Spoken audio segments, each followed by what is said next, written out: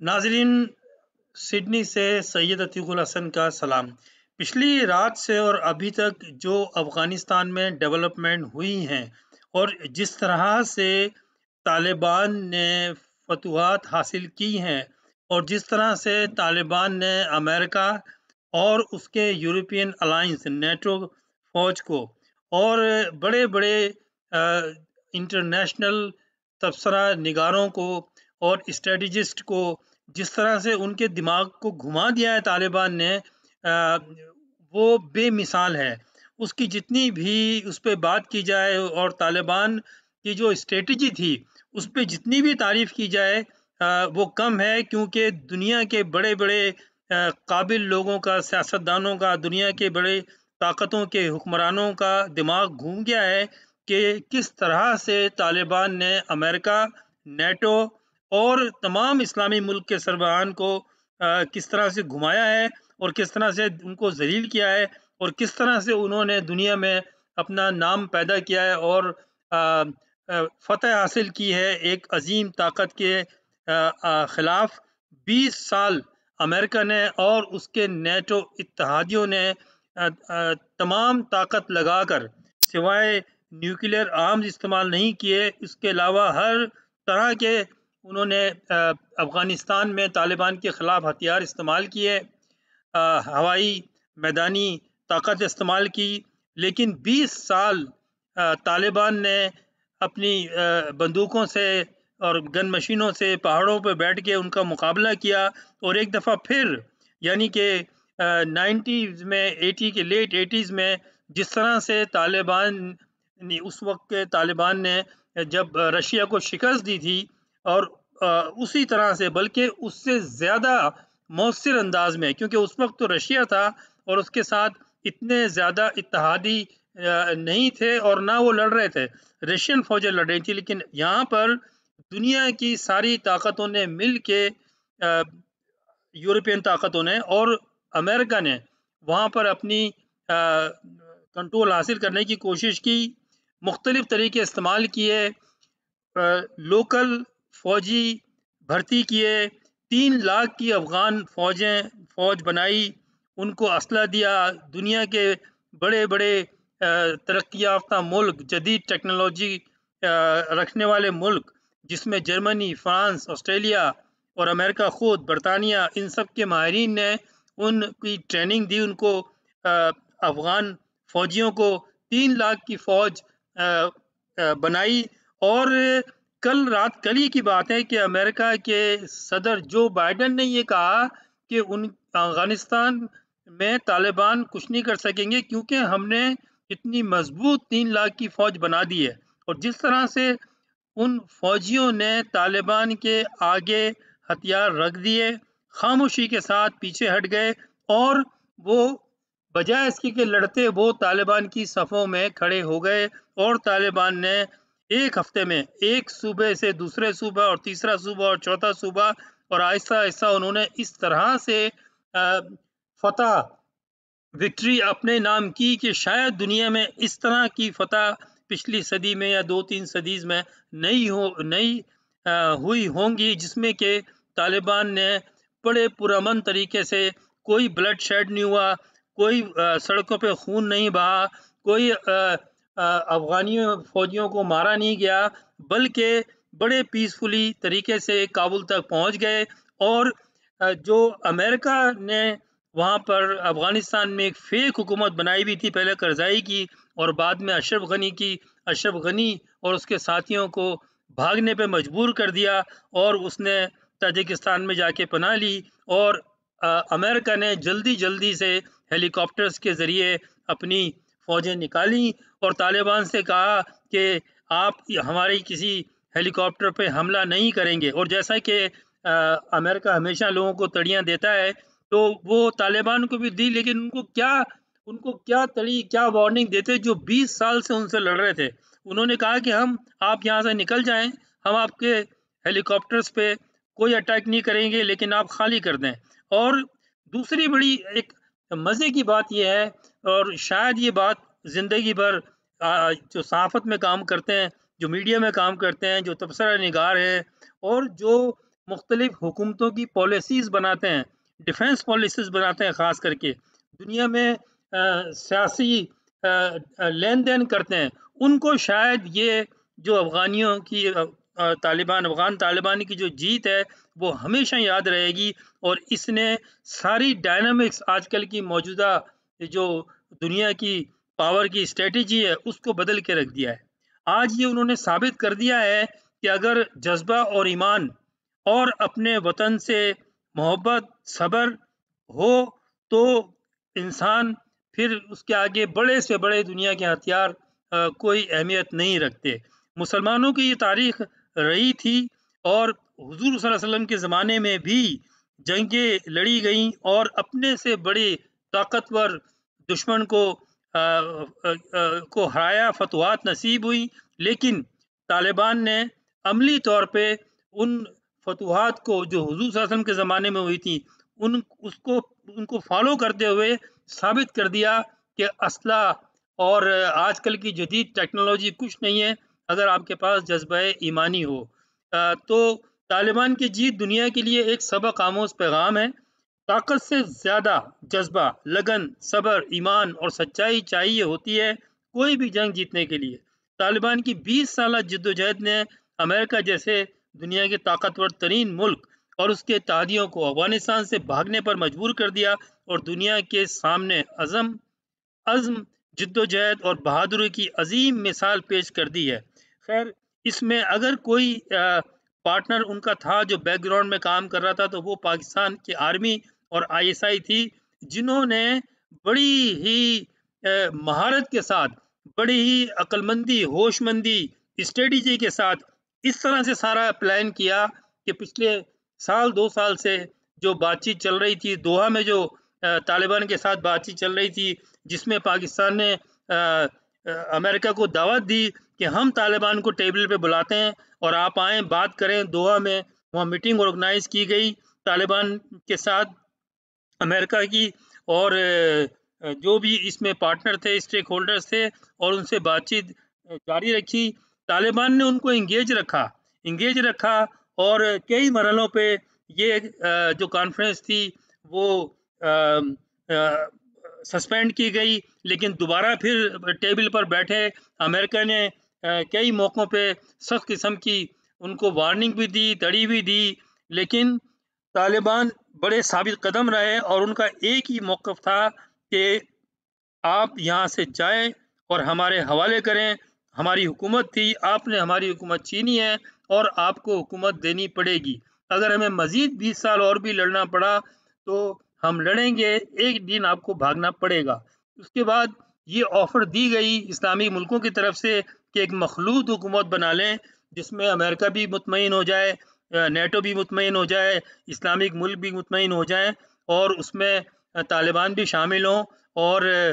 जो प्रेज़ेंट हुकूमत थी, जो अब चली गई कल रात को अशरफ गनी की, उसको भी शामिल किया जाए। तो तालिबान ने उससे एग्री नहीं किया, लेकिन उनको एंगेज रखा और फिर दूसरी तरफ से उन्होंने कार्रवाई शुरू कर दी और फिर पिछले काफ़ी अरसे से इस तरह से जो अलग-अलग वहाँ के सूबे हैं, गवर्नर्स हैं, उनको एतमाद में लिया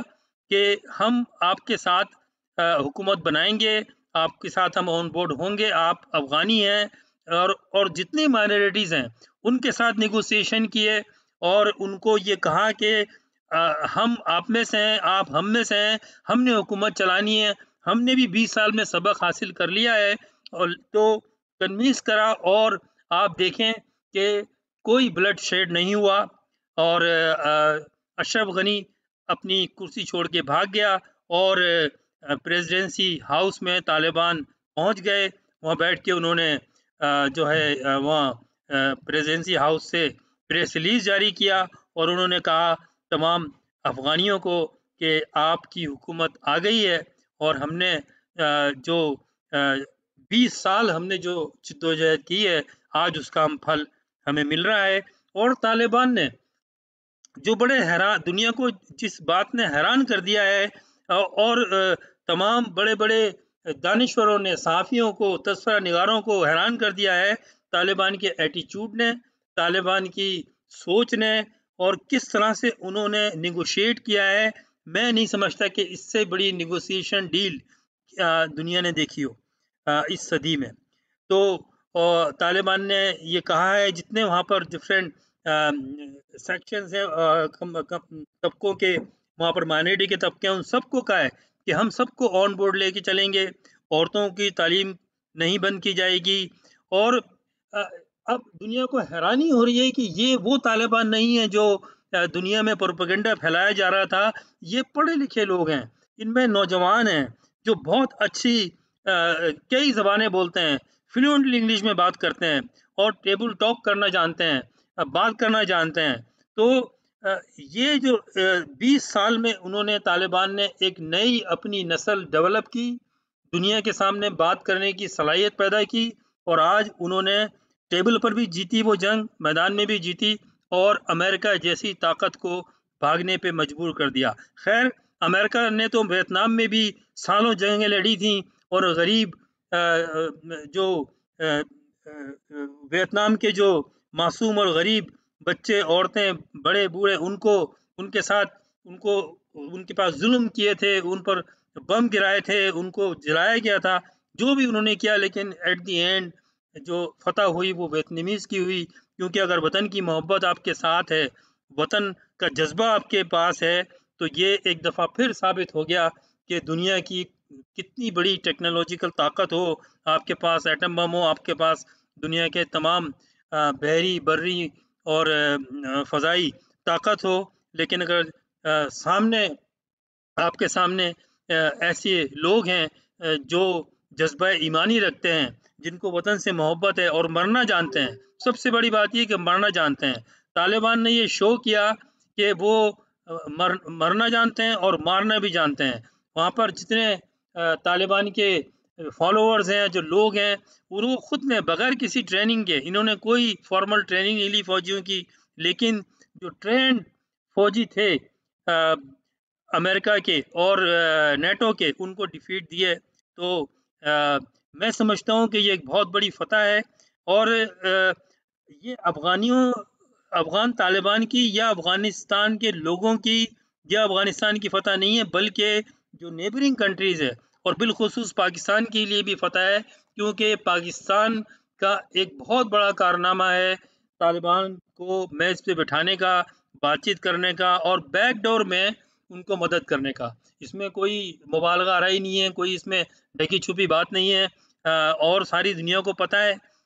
कि किस तरह से आईएसआई ने, पाकिस्तान की खुफिया एजेंसी ने डील किया, किस तरह से आर्मी ने डील किया, किस तरह से तालिबान को मजबूत किया, और सारी दुनिया को भी इंगेज करके रखा। और आज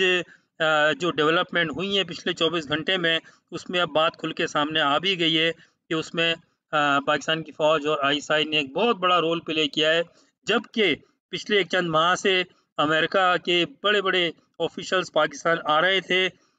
और क्या European secretaries of foreign affairs वो आ रहे थे। उन्होंने पाकिस्तान को बहुत सारी ऑफ़र्स भी दी, पाकिस्तान की आर्मी को, पाकिस्तान की आईएसआई को और हुकूमत को, और कहा कि आप वहाँ अफ़गानिस्तान में कोलिशन हुकूमत बनवा दें, तालिबान को राज़ी करें। लेकिन पाकिस्तान ने और कहा कि आप खुद हमारे साथ इसमें शामिल हों। तो पाकिस्तान ने जो स्ट्रेटजी थी वो ये थी, उनको कहा कि नहीं, हम ना साथ देंगे, और ना हम उनके साथ हैं, ना आपके साथ हैं, हम इस जंग में हिस्सा नहीं लेंगे, हम अपने बॉर्डर क्लोज़ कर देंगे। और बॉर्डर पे तार लगा दिए गए थे पिछले 3-4 साल में। तो ये 1-2 दिन में नहीं हुआ, ये पिछले कई सालों से ये चल रहा था सिलसिला, और बहरहाल जो फ़तह है वो तालिबान के गोद में आई है, और उसमें जो दूसरे फ़रीक है वो पाकिस्तान है, और पाकिस्तान इस पर बहुत खुश होगा, क्योंकि पाकिस्तान अफ़गानिस्तान में जो हिंदुस्तान और इसराइल कर रहा था, इसराइल जो है वो हिंदुस्तान के थ्रू कर रहा था, कि वहाँ पर बैठकर पाकिस्तान को कमज़ोर करने के लिए बलूचिस्तान का इशू, वहाँ पर टेररिज़्म, कराची में टेररिज़्म और किलिंग्स, ये सारी चीज़ें पिछले 20 साल से पाकिस्तान बर्दाश्त कर रहा था। 70,000 से ज़्यादा पाकिस्तान ने कुर्बानियाँ दी हैं, और वो सारी जो प्लान होता था बैठकर, वो अफ़गानिस्तान में होता था, जिसको पाकिस्तान ने बर्दाश्त किया, और हिंदुस्तान को भी मुँह की खानी पड़ी। आज जो है हिंदुस्तान जो है उसको बात करने को, जवाब कुछ देने को है नहीं। अमेरिका खामोश है, आज हिंदुस्तान खामोश है, क्योंकि आज शहनाइयाँ अगर कहीं बज रही हैं तो वो काबुल है। काबुल में अफ़गानिस्तान की ये जीत हुई है और अब उम्मीद है कि इस खित्ते में, इस अफ़गानिस्तान के खित्ते में एक नया सूरज तुलू होगा। पाकिस्तान के जो मसले मसाइल थे उसके ये जो बॉर्डर पे मशरक़ी बॉर्डर पे उसमें अफ़गानिस्तान का जो एक से तंग थे, क्योंकि वहाँ से टेररिस्ट आते थे और उनको ट्रेनिंग दी जाती थी और नाम किसका लगाया जाता था? तालिबान का। आज वो सारी बातें खुल के सामने आ गई हैं। तालिबान ने कहा है कि वो पाकिस्तान के साथ मिलके बैठकर बात करेंगे और एक जो हुकूमत आरज़ी बनाई जाएगी, पाकिस्तान की मर्ज़ी के साथ बनाई जाएगी। कल ही रात को एक वफ़्द तालिबान का इस्लामाबाद आया। उन्होंने आर्मी चीफ से मुलाकात की, आईएसआई के चीफ से मुलाकात की और प्राइम मिनिस्टर से मुलाकात की, जो खबरें आ रही हैं हमारे पास इस्लामाबाद से। और एक अबूरी हुकूमत भी पाकिस्तान के मशवरे के साथ बना दी गई है तकरीबन, उसका अनाउंसमेंट बाकी है। शायद वो आज एक दो दिन में अनाउंस हो जाएगा उसका, हो सकता है आज रात को अनाउंस हो जाए और उसके बाद में इस तरफ उम्मीद है कि एक सुकून होगा। अफ़गानियों को आज़ादी मिलेगी। अफ़गानिस्तान एक मल्टीकल्चरल नेशन है, तमाम तबकों को हुकूमत में नुमाइंदगी मिलेगी। वहाँ पर एक मॉडर्न किस्म का इस्लामी निज़ाम कायम होगा और जो तालिबान ने कहा है, और उन्होंने ये कहा है कि वो दुनिया को साथ लेके चलेंगे। हैरानी की बात है कि तालिबान का जिस तरह प्रोपेगेंडा किया है कि वो फ़ैनेटिक हैं, दहशतगर्द हैं, ख़वातीन को नहीं पढ़ने देते, गोलियाँ मारते हैं, और जैसा ज़ालिम और जाबिर उनको दिखाया गया, वो सारी बातें गलत साबित हुई इस मार्के में। और उनको फ़तह हुई, नसीब हुई। तालिबान ने इस सारी कार्रवाई से पहले उनके वफ़द ने चाइना का दौरा किया, ईरान का दौरा किया, तुर्की का दौरा किया, कई अरब ममालिक का दौरा किया। पाकिस्तान के साथ तो बातचीत रहती थी, सबको उन्होंने ऑन बोर्ड लिया, उनको मुतमईन किया, उनको सैटिस्फाई किया, और उसके बाद में उन्होंने जो लोकल सरदार हैं, लोकल ट्राइब्स हैं, लोकल जितनी स्टेट्स के गवर्नर हैं, उनको उन्होंने उनके साथ बैठकर उनको एतमाद में लिया। और यहाँ पर अमेरिका धोखा खा गया। अमेरिका ये समझ रहा था कि ये हमारे साथ रहेंगे, हमने 3 लाख की फ़ौज बनाई है। जो बाइडेन ने तो कहा ही है कल 1 दिन पहले कि हमें पूरा एतमाद है कि हमारी फ़ौज 3 लाख, हमने तो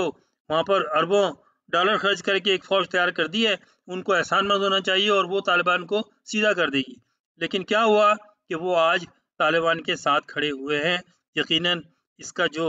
सेहरा है कामयाबी का, वो तालिबान के सर जाता है। और अफ़गानियों को जो है दुनिया में जहाँ भी हैं, उनको चाहिए कि ये एक अच्छा मौका है, तालिबान के साथ बैठें। और तालिबान ने एक नई तारीख़ रक़म की है। उन्होंने ये बताया है कि मुसलमान क्या होता है और मुसलमान का जज़्बा क्या होता है। पाकिस्तान के बहुत बड़े स्कॉलर्स हैं, जनाब मोहम्मद तकी उस्मानी साहब, उन्होंने इस तालिबान की फ़तह पे कहा है, काबुल में तालिबान के पुरअमन दाखिले, आम माफ़ी और अमन की ज़मानत ने फ़तह मक्का की याद ताज़ा की और दुनिया भर की टेक्नोलॉजी से लैस ताकतों को अमलन बता दिया कि ईमान की क़ुव्वत के आगे कोई ताकत ठहर नहीं सकती, बशर्त ये कि वो हर कुर्बानी के लिए तैयार हो। काश हम और आलम इस्लाम इस मुआज़े से सबक सीखें, और माज़रत के साथ काश हमारे अरब ममालिक इस तालिबान की फ़तह और तालिबान की जद्दोजहद से कुछ सीखें और ये समझें, क्योंकि अगर कोई चीज़ आपके साथ रहेगी और कामयाबी, रिस्पेक्ट दुनिया में दिलाएगी, तो वो आपका ईमान है, आपका जज़्बा ईमान है और अल्लाह ताला के ऊपर पूरा यकीन ये है असल चीज़। अगर हमारे इस्लामी जो हेड ऑफ़ स्टेट्स हैं, वो भी अमेरिका, यूरोप और दूसरे यूरोपियन वेस्टर्न कंट्रीज़ की ताकत के आगे पीछे लगने के बजाय अल्लाह पे ईमान अपना रखना चाहिए और साबित करना चाहिए अमल से। और अपने-अपने मुल्क के में जो उनके शहरी हैं, उनके लिए सोचना चाहिए। और दुआ करते हैं कि तालिबान की ये जो जीत है, तालिबान की जो हुकूमत है, वो अफ़गानिस्तान में एक इनक़लाब लेकर आएगी। अफ़गानिस्तान एक पुरअमन मुल्क होगा, वहाँ तमाम तबकों को, चाहे वो शिया हों, चाहे वो सुन्नी हों, चाहे हज़ारा के हों, चाहे वहाबी हों, सबको वहाँ पर इंसाफ मिलेगा, वहाँ एक अच्छी हुकूमत कायम होगी। अफ़गानिस्तान में बहुत अच्छी पीसफुल स्टेबिलिटी आएगी, हुकूमत कायम होगी, तो उसका फ़ायदा पाकिस्तान को भी होगा, ईरान को भी होगा, तुर्की को भी होगा, चीन को भी होगा। चीन और तुर्की ने ऑलरेडी ऐलान कर दिया है, बड़ी-बड़ी इन्वेस्टमेंट कर रहे हैं वहाँ पर, पाकिस्तान ने भी ऐलान किया है और इंशाअल्लाह अफ़गानिस्तान में जो है वो अब जो उन्होंने 20 साल जद्दोजहद की है और जिस तरह से तबाही आई थी, वो ठीक होंगे हालात और लोग जो है सुख का साँस लेंगे और वहाँ पर अमन कायम होगा और दुश्मनों को जो ये चाह रहे थे कि पाकिस्तान भी लोग यही प्रोग्राम था कि अफ़गानिस्तान के बाद पाकिस्तान को तबाह करना है, पाकिस्तान को डिसइंटीग्रेट करना है, वो सब उनकी जो ख्वाहिशात थी, जो उनकी गंदी ज़हनियत थी, जो उनके प्लान थे, वो मिट्टी में मिल गए हैं और वो अब थूक के चाटने वाली बात है कि अब वो इधर-उधर की बातें कर रहे हैं, लेकिन बात सारी ये है कि हक़ और इंसाफ की जीत होती है इवेंचुअली। तो जो कुछ भी हुआ उस पर हमें अ अ, सीखना चाहिए। अफ़गानिस्तान में तालिबान ने जिस तरह अपनी जद्दोजहद आज़ादी की जंग लड़ी है, उस पे अफ़गानियों को तालिबान को ख़ुसूसी तौर पे ख़राज तहसीन पेश करना चाहिए और उनके जितने इस्लामी ब्रादर मुल्क हैं और यूरोपियन ममालिक को भी अब अ किसी कॉन्फ्लिक्ट में जाने के बजाय जो हुकूमत कायम हुई है तालिबान की, उसको एक्सेप्ट करना चाहिए और यूएनओ को एक्सेप्ट करना चाहिए उनको ये और उनको ऑन बोर्ड लाना चाहिए। यही मुझे बात करनी थी। इंशाअल्लाह फिर किसी मौज़ू के साथ मैं हाज़िर होऊँगा। अल्लाह हाफ़िज़।